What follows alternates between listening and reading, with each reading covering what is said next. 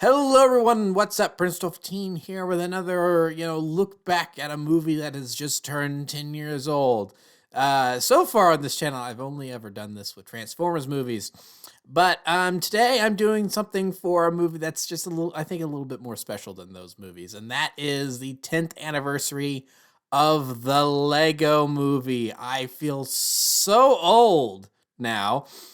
The fact that it's 10 years old, I was a freshman in high school when that movie came out, and then now here I am. I just wanted to talk about this movie just for a little bit, kind of reminisce, because this is a really, really, really special movie to me.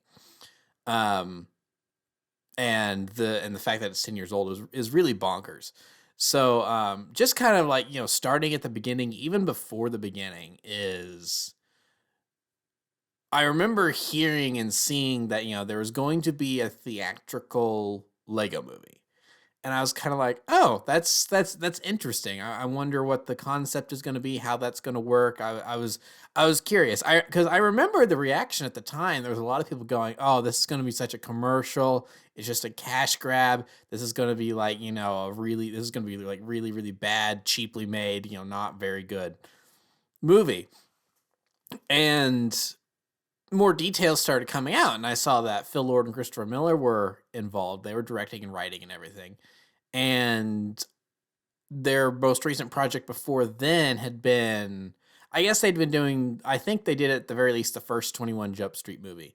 But for more kids-centric things, they had more recently done with Sony Animation. They had done Clyde of the Chance of Meatballs, which is a great movie.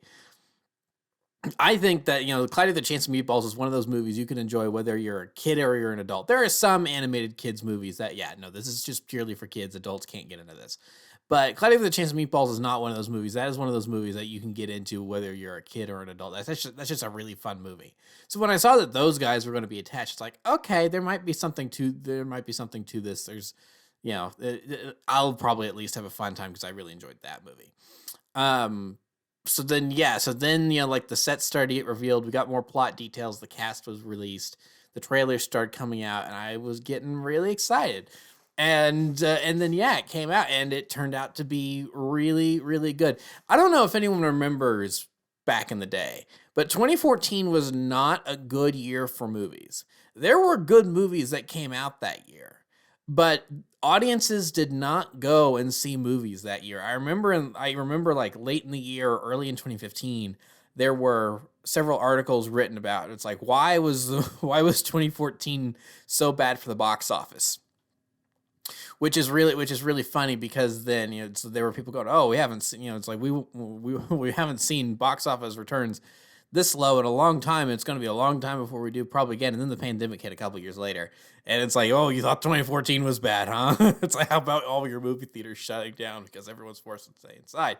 But the Lego movie was one of those movies that took off and did really, really well despite it. And it's February, so it's like no one really knew. It's like this is more about like the summer fair and stuff like that. But even like some movies that people thought would do really good, typically at like the summer box office didn't. It's like movies still did well, but it's like they weren't doing quite the numbers that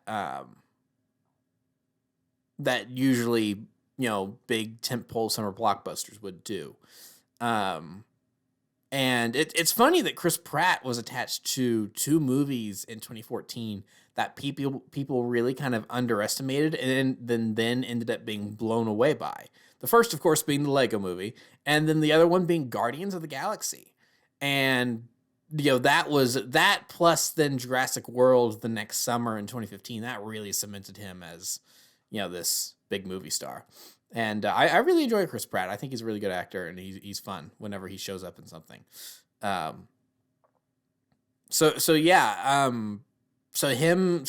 just use that as a segue to get really into the characters of the movie. Chris Pratt as Emmett, really, really good casting. He's so fun. It's like at the time I had not seen Parks and Recreation because that was like his big thing. That was the big thing everyone knew him for at the time before he really became the big movie star. And So to a degree, casting him as Emmett is a little bit of typecasting because I can see lots of crossover between Andy Dwyer and Emmett Burkowski. They're both for the most part pretty cheerful characters, but they're also not that smart at times. I think in some ways, I think Andy's kind of dumb. Emmett is more just naive though, so it's like different levels of that kind of what's what I'm looking for. Not stupidity, but because that's definitely not. But incompetence isn't even the right word either. But it's like it's just a different. You know what I'm saying? It's like it's a different fluctuation between just someone actually being not very smart and just naive. Emmett's just more really kind of naive. So it is interesting to see those different of Chris Pratt being able to play those different shades of those two character traits, and I think he's just a really charming lead to be in this movie. If I do have one complaint about the movie is that it does have the kind of the unrequited love story going on, where eventually eventually has to win over Wildstyle, and it's like, did the movie really need that? Did it really need them to be in a relationship by the end of it? I don't think so. But I mean, that is like such a small little nitpick, and just the fact that that's something that's overused in media so often. It's just something that I think is just it's a cliche. It's used so often. It's a writing crutch. So it's like that's something that I would I could definitely do without, but that is like the only thing about this movie that's like everything else is just like pitch perfect. I love like everything about this movie. And yeah, so then Elizabeth Banks is Wildstyle. She's a really fun character. The kind of that, strong woman archetype, determined, she thinks that she's the one that's going to save the day. Definitely not a great believer in Emmett in the early, early on in the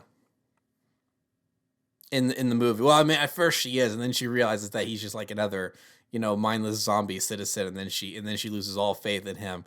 It's like that moment where she goes, "Wait, what's your favorite restaurant?" Any chain restaurant. It's like, "What's your favorite movie?" It's like, action franchise or whatever. And then it's like, "What's your favorite song?" "Everything is awesome." She's like, "Oh no." It's like that instant the switch is flipped. She's like, "Okay, I now hate you and I'm stuck with you." That reaction I think is pretty funny. And that just, oh gosh, it's like, and it's like, I need to just talk about the animation really quick and then shut up about it, because otherwise I will go on for days about this animation and the animation style and the fact that they made it look like stop motion. It's not a stop motion animated film. It's all computer generated, but the fact that they animate it to look like stop motion. And it's like they animated like thumbprints and stuff on the bricks and the minifigs, so it looks as real as possible. It's almost photorealistic, and there's shots that do look photorealistic, and it's just like again, they made it look like stop motion, and I'm a stop motion animator. It's just like it's speaking to me. It's like I mean it was certainly a love letter to Lego. But I also feel like that the Lego Movie was certainly also a love letter to brick filmers and stop motion people. And I think that was somewhat intentional, because they talk about how they wanted it to have this, stop motion look, and they cut out frames and stuff.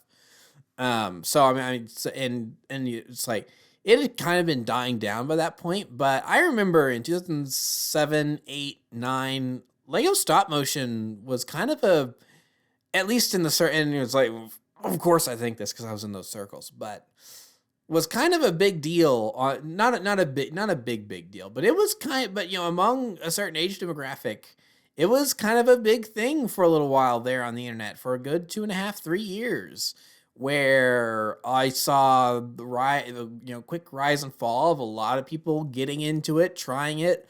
some people burning out, some people sticking with it. Trying stop motion, and there was a lot of it because it was becoming so easy to do stop motion because you get a digital camera or your phone or something it's like there was like Windows Live Movie Maker was right there on most PCs, other free editing software.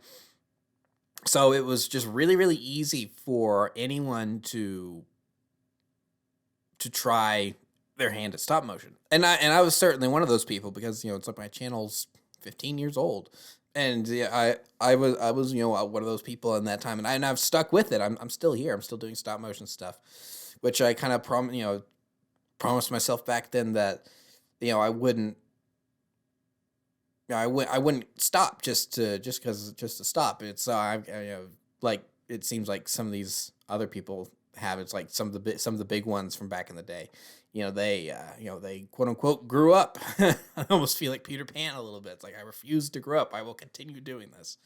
But yeah, no. So for the Lego Movie to come out and be in stop motion, or not to be stop motion, but to appear as if it were stop motion, that was just really, really awesome to me. That's another reason why I love this movie so much, and that style that it really, of course, it didn't create it, but really kind of repopularized it to a degree. Because like Aardman and Leica, they'd release stop motion projects in cinemas and theaters and stuff. Because Wallace and Gromit and Chicken Run and like Coraline, Paranorman. Those were some successful films, but the Lego Movie really, I think, was a big step forward for animation to some degree, where it really proved that you could really, really experiment with animation to a degree that I don't think a lot of companies had been experimenting in terms of their animation with in a while. Unless I'm just kind of like forgetting some things. Most animated movies at this point in time were pretty much the kind of CG Disneyfied. Yeah, like Blue Sky is different from DreamWorks, which is different from Pixar, which is different from Disney Animation Studios. But everyone had kind of started using CG. Hand-drawn animation was pretty much dead at this point. If you do get a hand-drawn animated film, then it's like some indie thing. Because it's like Princess and the Frog was like the big main final one that I can think of from Disney. So yeah, it was all CG, and that's not to disparage CG. Even now, a lot of animated films are still CG, of course they are. It's like there still hasn't been a main hand drawn animated film in a long, long time. So yeah, they're all CG. So the Lego Movie is CG for Pete's sake. So of course I'm not disparaging that medium for animation, but it was all kind of. You could it was all kind of the same. It was all kind of starting to feel a little samey for the most part. Like you could kind of look at How to Train Your Dragon and Tangled and Frozen and even Ice Age, and you could kind of throw some of those mix and match some of those characters. And they kind of look like they belong together a little bit. It's like you have Hiccup from How to Train Your Dragon there, and he's standing next to the woolly mammoth character from Ice Age, and then we've got Flynn Rider from Tangled and Elsa in the background. It's like they kind of look like they belong together. So another thing I really appreciate the Lego Movie for is coming in and kind of disrupting that status quo. Because in the next couple years after the Lego Movie came out and you start getting the spin-offs of the sequels, Lego Batman and Ninjago, and then of course the Lego Movie 2, and none since for some strange reason. It's like, where are they? Come on, you signed a deal with Universal to make more of these. Come on, Lego, get on them. I want more Lego movies. Where'd they go? I'm so sad. But it's like you start seeing more of these, and then you start kind of getting some more experimental stuff. Like I think it was Blue Sky that did the Peanuts movie, and that was a little different. That was like it was 3D animation, but it tried to retain that flatness of the Charles Schultz 2D Peanuts drawings, but at the same time, it was still in 3D. So that was an interesting experiment. Of course, Phil Lord and Christopher Miller would go on to do Spider-Verse, and that's been huge. And Spider-Verse is really the one that really, got, lit a fire under some of these different companies to start trying different things. But I don't think we get Spider-Verse without Lego Movie. So it's one of those progression things. So and then now DreamWorks is trying things left and right. I've yet to actually see in full a single Trolls movie from DreamWorks because I just like, okay, I'm not really liking this. I can't really stand this. However, I will say the animation on those movies I think is spectacular because looking at all like the textures and stuff, like ooh, this looks fuzzy. This looks, like it's almost like a so it looks like felt. I mean, it's like the textures and like the lighting and stuff that they're doing on those Trolls movies are really really cool. So like even that is a different type of experimentation that you wouldn't have seen pre Lego Movie. I don't think. Um, that's really cool. And then Illumination is kind of stuck with it's like Illumination has their own style, and it's like there's some you know wacky cartoonish proportions, but for the most part they kind of and they're big cartoons. I actually really like the first two Despicable Me movies. um but for the most part they're kind of they don't really do too many different tips and or they don't do too many different tricks. They all kind of, it's like you look at an Illumination movie and you go, yeah, that's an Illumination movie.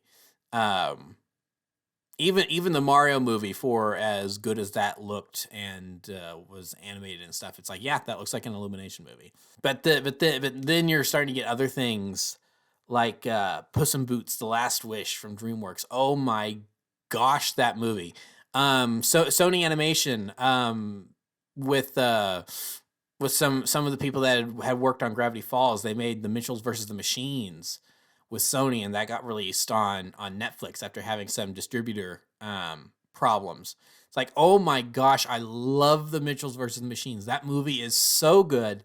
It's so funny. It looks amazing. It's like it looks like no other movie out there, and I love that we're starting to get these different animated projects. That's like that does so. It's like you could put the dad from Mitchells of the Machines next to Miles Morales, next to Emmett from the Lego Movie, next to Puss in Boots, and it's like none of these characters belong together because they are so very specifically animated in the style of their own movies. I love that. I love that. I love that. I love that. Let's get more experimentation and different art styles going on. Let's not just stick with the same plasticky CG stuff that we've had in the past. And Disney has continued to make good use of that. It's like, I mean, you look at Moana and it's like the water textures and stuff. Oh, there's a Moana 2 coming out, by the way, that they just like shadow dropped the other day. Okay. That's kind of a weird thing to like just go, okay, here's this now. And by the way, I've just been secretly making Moana 2. But even like Frozen with like the ice powers and stuff, Frozen 2.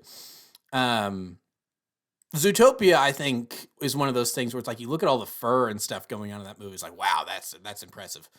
So, not to say Disney's been lagging behind, because, like, in terms of the tech power that they have going on, there's even the stuff in like, what was it, Strange World or whatever, with like all the goopy monsters and stuff that they had. That all looked really cool and interesting.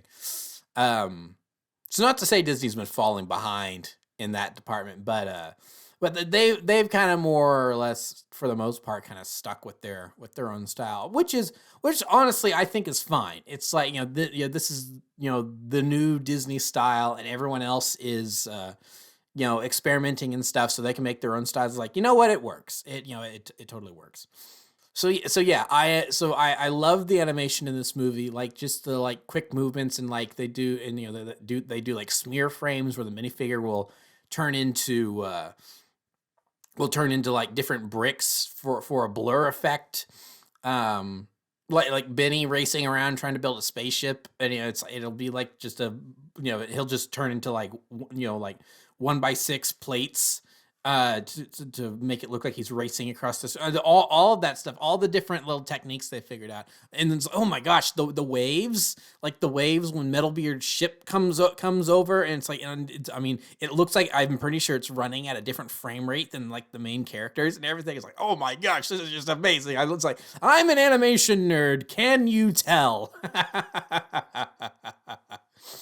So yeah, that, so I'm gonna end the animation conversation there, because like I said, I could go on and on and on and on about the animation in this movie, and there's so much more to talk about. But I'm gonna stop the animation conversation there and just say that I think the Lego Movie did a lot for the animation medium that we're still, that you know we've still yet to see all the fruits of that, because you know we've gotten 2 Spider-Verse movies, or the third one on the way, and everything. So yeah, very, I think, you know, it's, and you know in years to come it's going to be looked back as a very influential movie for the medium of animation. But yeah, just all the different weird characters and actors I have in this that you would not expect to be in this, like Morgan Freeman as Vitruvius.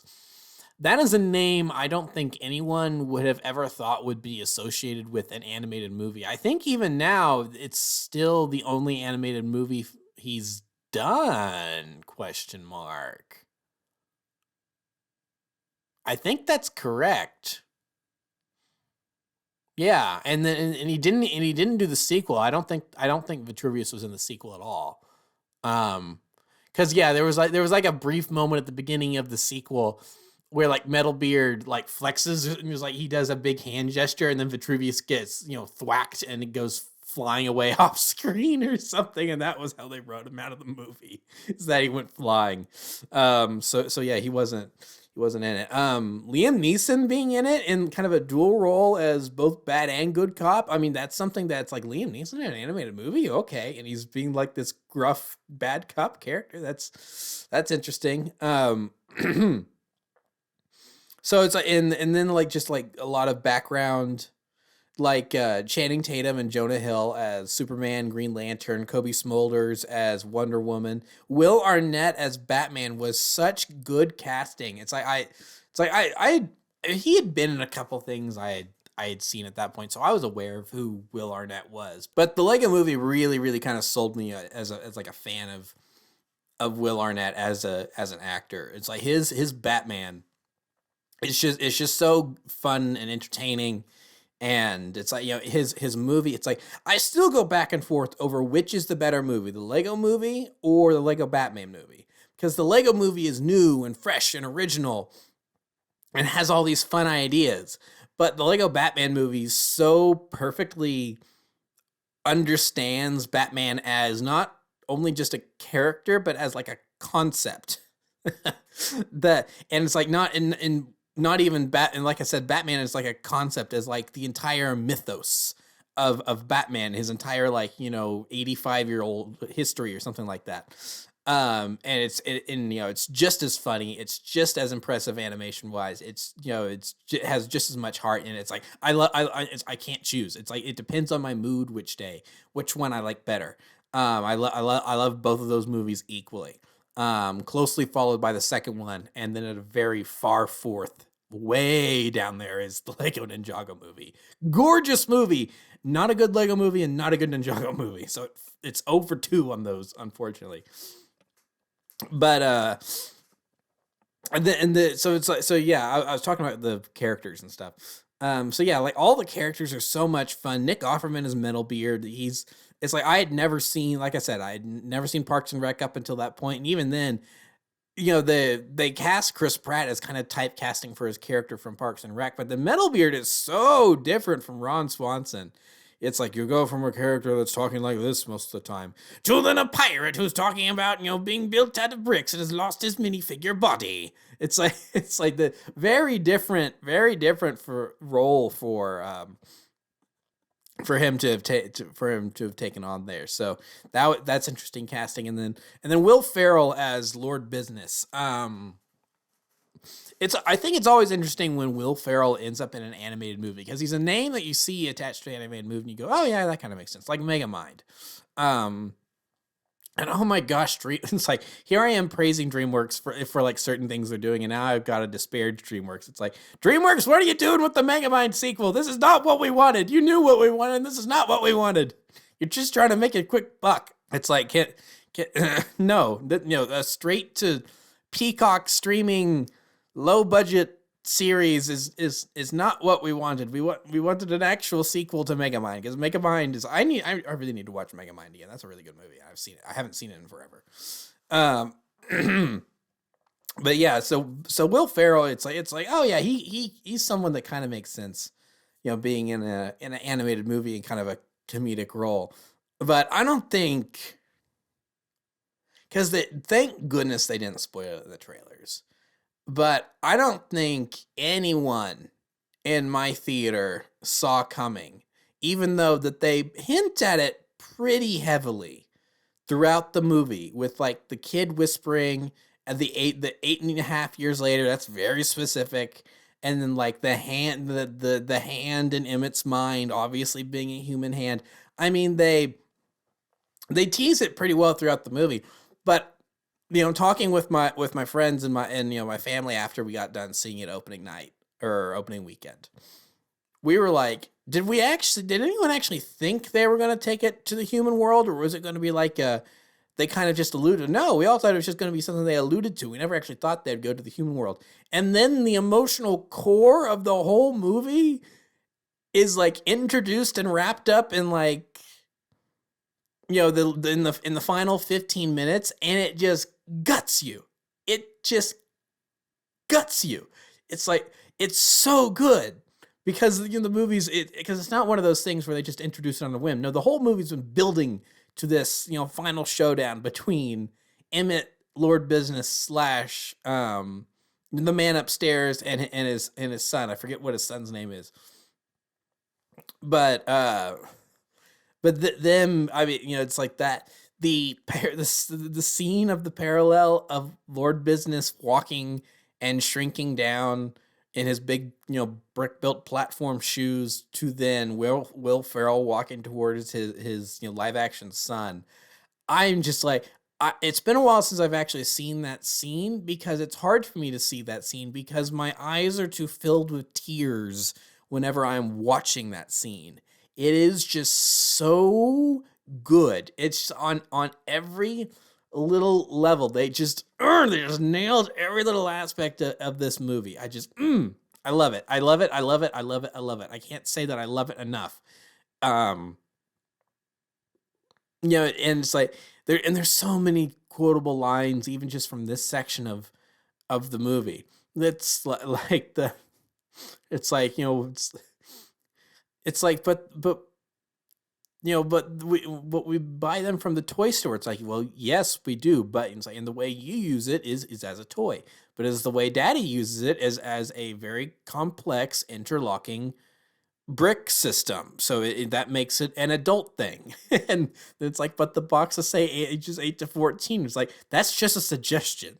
They have to put that on there. I still, to this day, use that in every single one of my reviews, because I love that line so much. It's like, yes, I mean, they do have to put that on there. It's in the United States. That's like one of the, they have to put like what the ages are for, because some people are just dumb and they'll try to give a 2-year-old a BB gun. So they got to put, it's like, hey, this is for at least ages 8 and up.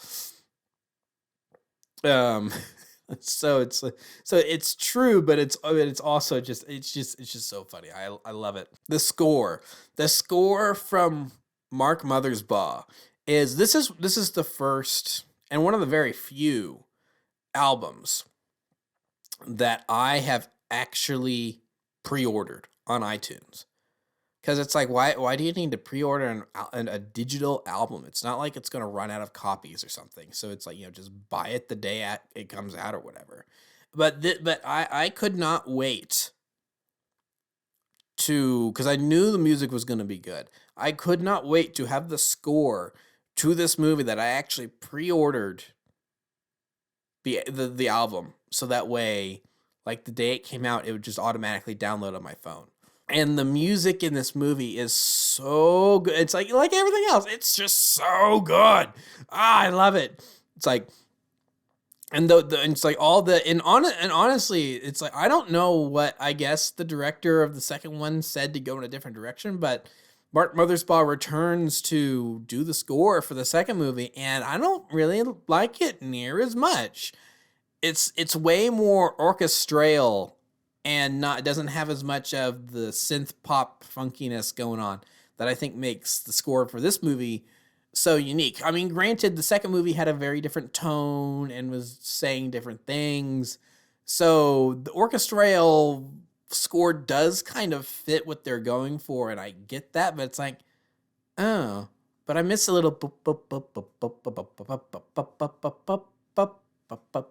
it's just it's like the bang, bang, bang, bang. It's like, it's just such a fun soundtrack to listen to. It's like, oh my gosh, it's like, and the Lego Batman movie having an orchestral score, I think really works for the Lego Batman movie, and the fact that it's like Lauren Balfe like really making it dark, making it sound like the score to the Dark Knight, or at times, and it's like you've got like a gothic choir in there at points. It's like it kind of adds to the joke that this is a Lego Batman movie, but our score is very dramatic. It's like you could almost be, it's like if you were just listening to it, you go, oh, this, and you hear that it's from a Batman movie, and it's like, oh, which one is this from? Is this like a Christian Bale, or is it from the Robert Pattinson one? It's like, no, it's the Lego Batman movie score. So it's like, I love that. But then like then the Ninjago score, and then the second movie score, it's like, oh, this isn't as good. But the score to the first movie is like, oh, perfection. I love it. It's just, it's like I said, everything else, it's so good. And then the humor, it's like, I also, another way I think this movie is very influential is in its humor, kind of the way that a lot of action movies have since 2012 have tried to mimic the Avengers, Joss Whedon-esque writing. And so now we have like what we call MCU dialogue kind of infiltrating a lot of different projects.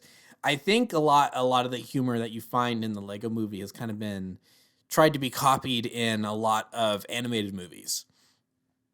Now, just kind of and to a degree, it is a little bit of lol so random type humor, a little bit like that. But it's like there's just because I think with that type of humor, it all comes down to timing. A lot of humor comes down to timing, but especially that type of humor all comes down to timing. Because like one of my favorite jokes in the movie, if you just see it written down and in the script, you don't really think this is a joke. You don't really think this is funny, but it gets one of the hardest laughs out of me in the movie just because of the delivery.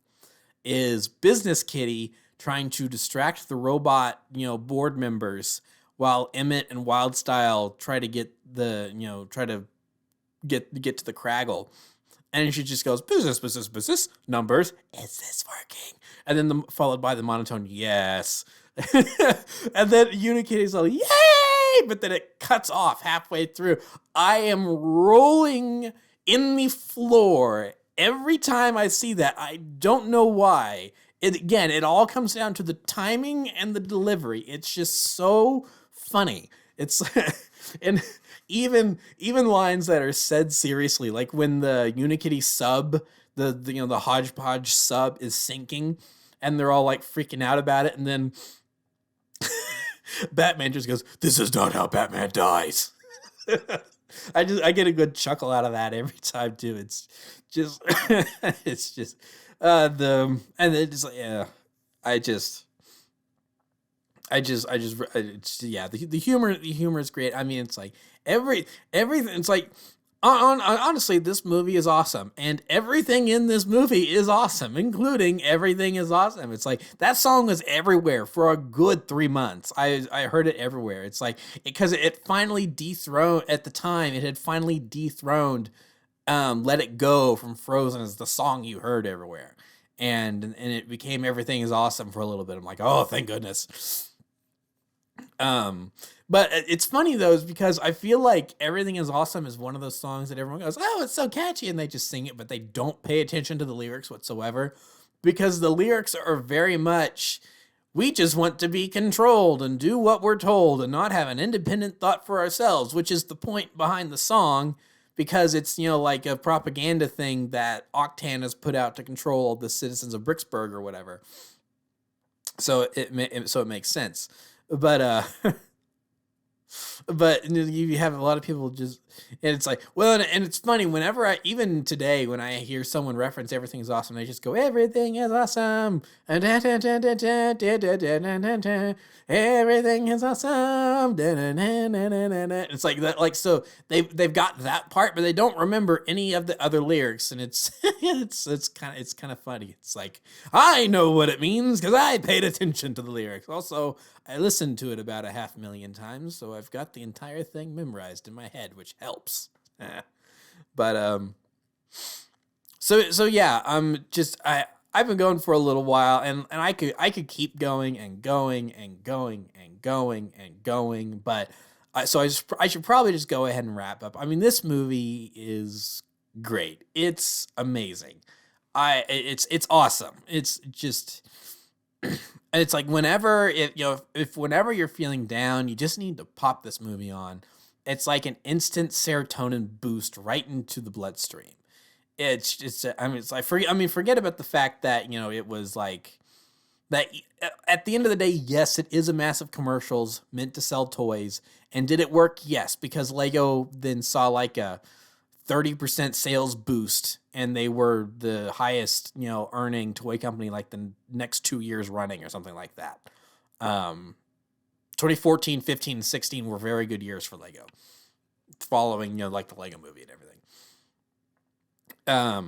So yeah, at the end of the day, is it a massive commercial? Yes, it is. But is it a good commercial? Yes, it is. It certainly is. And I love it. I adore it. I can never have enough good things to say about this movie. And, and I've talked for 40 minutes have breezed by as I have talked about this movie now. So yeah, I'll just go ahead and quit talking about it, because otherwise, like I said, I'll just keep going and going and going. So thank you for joining me for this quick little, I say quick little look back. Like I said, it's been 40 minutes, better part of an hour already. But thank you for joining me on this look back on this movie. I hope you guys enjoyed this video. I hope you guys enjoy the Lego movie as much as I do. It's just a really, really special movie. So and it's just also kind of scary to think that it's already 10 years old. So I just need to stop talking about at this point. So thank you for watching. Remember to like, comment, subscribe, all that great stuff. Remember to follow me on Twitter and Instagram. Those links are in the description below, and I'll see you guys next time. Thank you so much for watching, and goodbye.